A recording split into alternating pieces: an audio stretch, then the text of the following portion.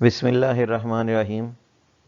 अस्सलामुअलैकुम स्टूडेंट्स, आज का हमारा टॉपिक है इंटरफेरेंस इन थिन फिल्म्स।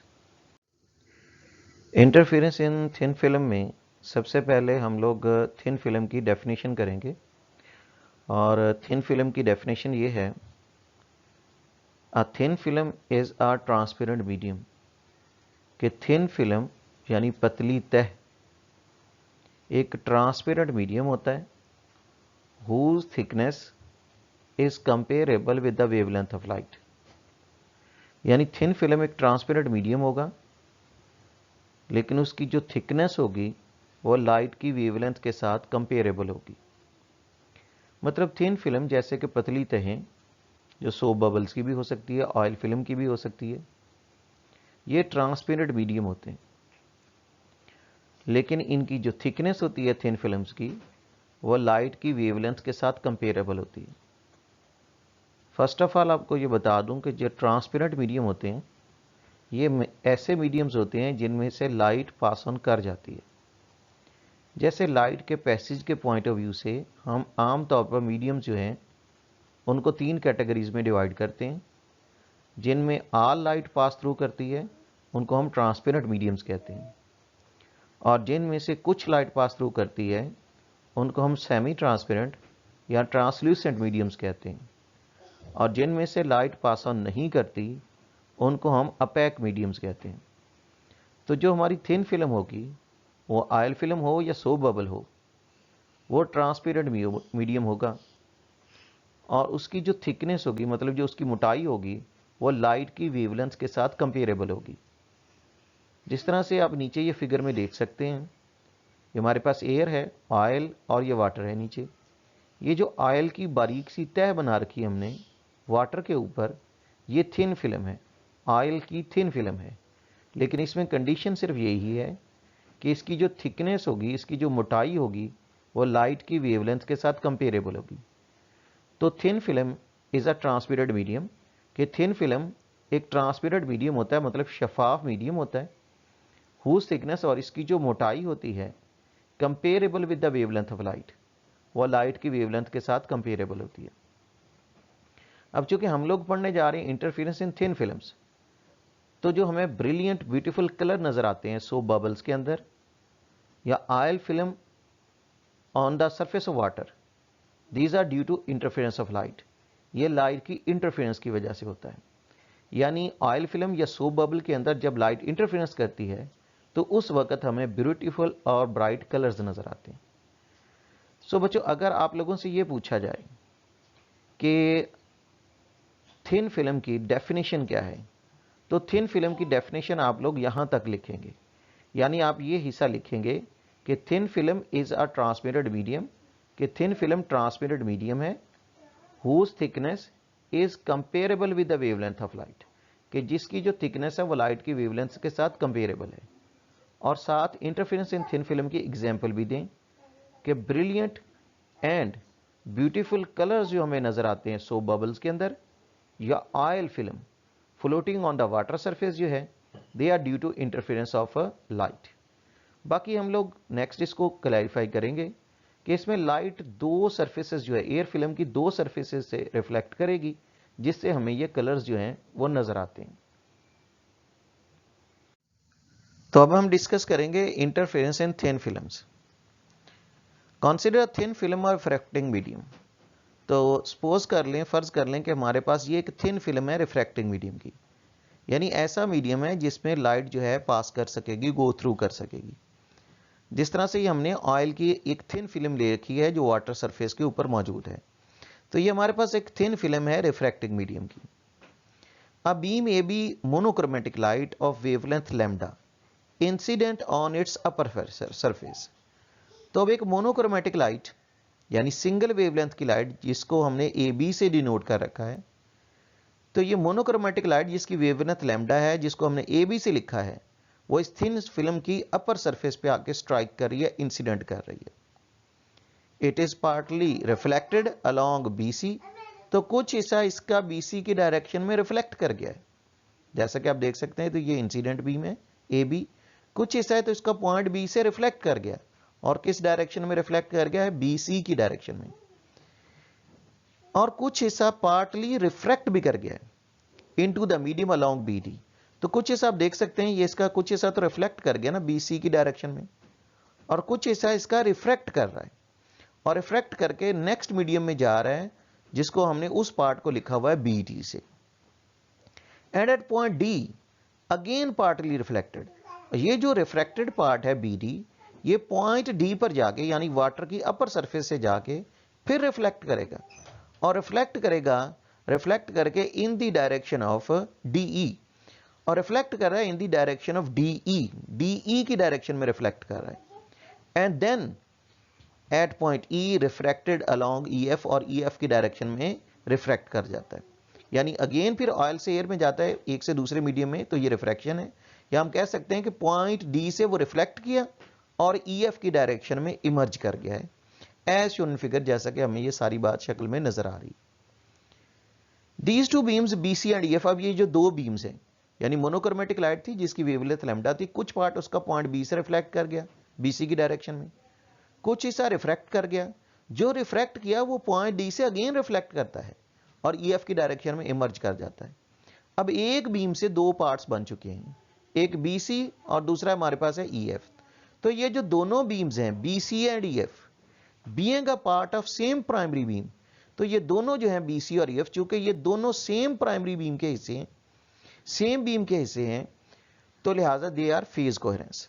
तो जैसे कि हमें पता है कि इंटरफेरेंस के लिए कंडीशन होती है मोनोक्रोमेटिक और फेज कोहेरेंस होना जरूरी है। तो ये दोनों BC और EF चूंकि सेम बीम के हिस्से हैं, तो ये फेज कोहेरेंट है, यानी इनका फेज, इनकी स्टेट ऑफ वाइब्रेशन बारब्त होगी, इनका फेज कोहेरेंट होगा, सेम स्टेट या कांस्टेंट फेज डिफरेंस होगा इनमें। As the film is thin, चूंकि फिल्म भी थिन है, and separation between BSE and EF is also very small, और इनके दरमियान सेपरेशन भी स्मॉल है। चूंकि ये फिल्म थिन है, तो लिहाजा दोनों बीम्स के दरमियान ये जो अपर पार्ट रिफ्लेक्ट हुआ और जो लोअर पार्ट है, इन दोनों के दरमियान सेपरेशन भी बहुत कम होगी। तो इनमें सेपरेशन कम होने की वजह से दे विल सुपरपोज, तो ये सुपरपोज कर जाएंगी, and result will be the interference. तो जैसे ही ये BC और EF एक दूसरे के ऊपर सुपरपोज करेंगी, तो लिहाजा सुपरपोज करने की वजह से ये इंटरफेयर करेंगी, and interference will be detected by eye. तो इंटरफेरेंस जो वो आंख डिटेक्ट करेगी, यानी BC और EF चूंकि डिस्टेंस इनमें कम है, सुपरपोज कर गई, तो इंटरफेरेंस जो है हम लोग देख सकेंगे। अच्छा, अब ये इनकी जो इंटरफेरेंस है उसको डिटेक्ट करने के लिए कि वो कंस्ट्रक्टिव है या डिस्ट्रक्टिव है, हमें कुछ और बातों का भी पता होना चाहिए। It can be seen that कि जैसा कि हम लोग इस फिगर में दिखा रहे हैं कि original beam is splitted into two parts, कि एक ही बीम थी AB जिसको हमने दो पार्ट्स में स्प्लिट कर दिया, एक BC और दूसरी EF। तो ये जो दोनों हिस्से स्प्लिट किए हमने, दो एक बीम से दो पार्ट्स बनाए हैं, due to thin film enter the eye after covering different path length, ये डिफरेंट पाथ लेंथ्स कवर करते हुए आंख में दाखिल होते हैं। और हमें इस बात का पता है कि जो उन्होंने इंटरफेरेंस करनी है उसकी डिपेंडेंस इस पाथ लेंथ्स पे होती है, यानी पाथ डिफरेंस पे होती है। लेकिन इनका जो पाथ डिफरेंस होगा इन दोनों बीम्स का, वो दो फैक्टर्स पे डिपेंड करेगा। तो इनका पाथ डिफरेंस डिपेंड करेगा nature and thickness of film, कि फिल्म की नेचर एंड थिकनेस क्या है, एंड एंगल ऑफ इंसिडेंस क्या है। तो फर्स्ट ऑफ ऑल तो इसमें ये चीज बहुत मैटर करती है कि nature and thickness of film क्या है। जैसे आप सेकंड फिगर में देख सकते हैं कि अगर हम फिल्म की थिकनेस कम रखते हैं, तो सेकंड का फर्स्ट से पाथ डिफरेंस जो है, सेकंड पार्ट का फर्स्ट से पाथ डिफरेंस कम होगा। और अगर हम यही थिकनेस बढ़ा देते हैं, तो सेकंड पार्ट का फर्स्ट से पाथ डिफरेंस भी ज्यादा हो जाएगा। सेकंडली ये चीज भी बहुत मैटर करती है थिकनेस के अलावा कि नेचर ऑफ फिल्म क्या है, यानी वो कितनी लाइट को अलाउ करेगी वो फिल्म कि उसमें से पास ऑन कर सके। तो दोनों पार्ट्स का जो पाथ डिफरेंस है, फर्स्ट और सेकंड पार्ट, जो एक प्राइमरी बीम से दो हिस्से बने हैं, इन दोनों का जो पाथ डिफरेंस है, नंबर वन तो इस चीज पे डिपेंड करता है कि nature and thickness of film क्या है। तो nature and thickness of film बहुत मैटर करती है, जो इन दोनों के दरमियान का पाथ डिफरेंस जो है वो डिटरमिन करेगी। दूसरा, एंगल ऑफ इंसिडेंस भी बहुत मैटर करता है। जैसे आप देख सकते हैं कि लाइट बीम एक खास एंगल पे आके टकरा रही है, तो जैसे जैसे अब इसका एंगल ऑफ इंसिडेंस बढ़ाते जाएंगे, ये नॉर्मल के साथ इसका एंगल ऑफ इंसिडेंस बढ़ाते जाएंगे, तो सेकंड पार्ट का फर्स्ट से पार्ट डिफरेंस भी बढ़ता जाएगा। तो दोनों चीजें, ये दोनों factor, nature and thickness of film और एंगल ऑफ इंसिडेंस इनका पाथ डिफरेंस डिटरमिन करेगी। और ये पॉइंट आपने जरूर जहन में रखना है कि ये जो nature and thickness of film है और जो हमारे पास nature and thickness of film के अलावा जो एंगल ऑफ इंसिडेंस है, यही दो चीजें ऐसी हैं जो इनका पाथ डिफरेंस डिटरमिन करेंगी। और पाथ डिफरेंस जो है ना, वो ये डिटरमिन करेगा कि इनकी जो इंटरफेरेंस होगी वो कंस्ट्रक्टिव होगी या डिस्ट्रक्टिव। तो if the two reflected wave reinforce each other, मतलब इनका nature and thickness of film और एंगल ऑफ इंसिडेंस ऐसा हुआ कि इन्होंने एक दूसरे को रीइंफोर्स किया। तो अगर इन्होंने रीइंफोर्स किया तो देन जब हम पैरेलल बीम्स को देखेंगे मोनोक्रोमेटिक लाइट को, तो वहां हमारे पास film will look bright, film हमें ब्राइट दिखाई देगी। यानी होगा ये ना कि एक पार्ट जो ऊपर से रिफ्लेक्ट होगा, एक नीचे से रिफ्लेक्ट होगा। अगर तो इनके क्रस्ट पे ट्रफ पे फॉल कर गए तो कंस्ट्रक्टिव इंटरफेरेंस होगी। और उसका फैसला इसी चीज ने करना है, nature and thickness of film और एंगल ऑफ इंसिडेंस ने, कि नेचर और थिकनेस ऑफ फिल्म और एंगल ऑफ इंसिडेंस ऐसा हुआ कि इनके क्रस्ट पे ट्रफ पे फॉल कर गए तो ये एक दूसरे के साथ कंस्ट्रक्टिव इंटरफेरेंस करेंगी, तो वहां पर हमें फिल्म जो है वो ब्राइट दिखाई देगी। लेकिन अगर यही nature and thickness of film और एंगल ऑफ इंसिडेंस जो है इन दोनों रिफ्लेक्टेड बीम्स के दरमियान डिस्ट्रक्टिव इंटरफेरेंस की कंडीशन को सेटिस्फाई करते हैं, यानी इनके क्रस्ट ट्रफ पे और ट्रफ क्रस्ट पे फॉल कर जाते हैं, तो जहां पर ऐसा हो जाएगा कि क्रस्ट ट्रफ पे और ट्रफ क्रस्ट पे फॉल कर जाएगी तो वहां पर डिस्ट्रक्टिव इंटरफेरेंस होगी, यानी फिल्म विल लुक डार्क। वहां पर हमें फिल्म जो है वो डार्क दिखाई देगी। तो यहां पर आप लोगों ने ये बात जरूर याद रखनी है कि जब ये लाइट बीम्स एयर से इस ऑयल फिल्म के ऊपर आके टकराती हैं, यानी रेयर से डेंसर में जाती हैं, तो क्रस्ट होगा तो ट्रफ रिफ्लेक्ट बैक करेगा। जो रिफ्लेक्टेड पार्ट है वो हमेशा ऐसा ही होगा कि क्रस्ट जाएगा और ट्रफ बाहर निकलेगा।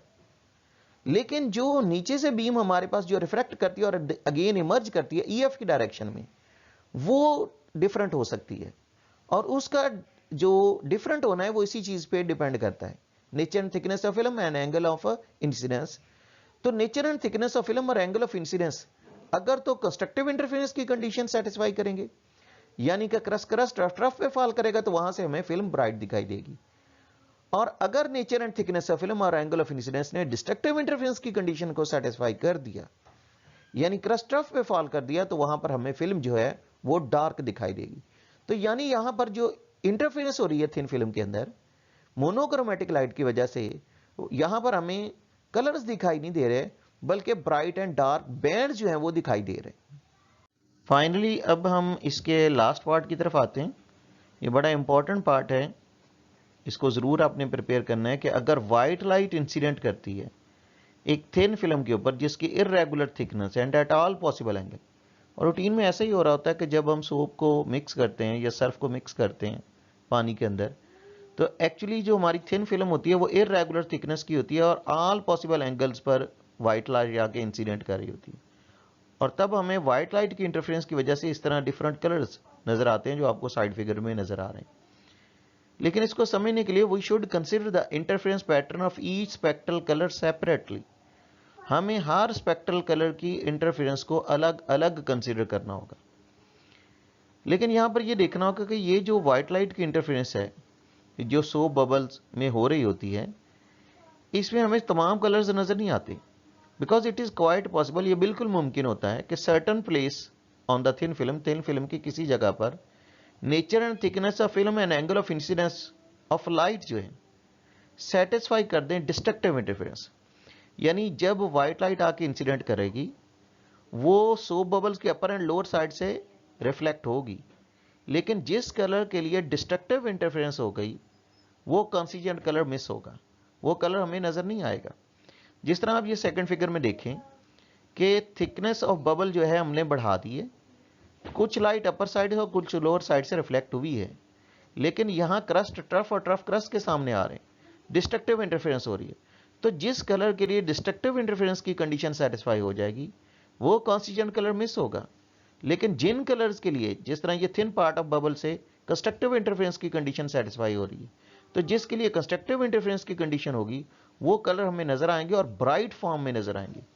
Hence the portion of the film will exhibit the remaining consistent colour, यानी आपको सारे कलर नजर आएंगे, लेकिन वो सारे नजर आएंगे व्हाइट लाइट के, वो सारे कलर नजर आएंगे जिनके लिए कंस्ट्रक्टिव इंटरफेरेंस होगी, वो कलर तो ब्राइट नजर आएंगे। लेकिन जिस कलर के लिए डिस्ट्रक्टिव इंटरफेरेंस हो गई यानी क्रस्ट ऑफ पे फॉल कर गए, और इसकी डिसीजन इसी बेस पे ही हो रही है, nature and thickness of film and angle of incidence. तो वो कलर हमें नजर नहीं आएगा। बाकी सारे जो कॉन्स्टिट्यूएंट कलर हैं व्हाइट लाइट के, वो हमें जैसा कि फिगर में दिखाया जा रहा है वो नजर आ जाएंगे।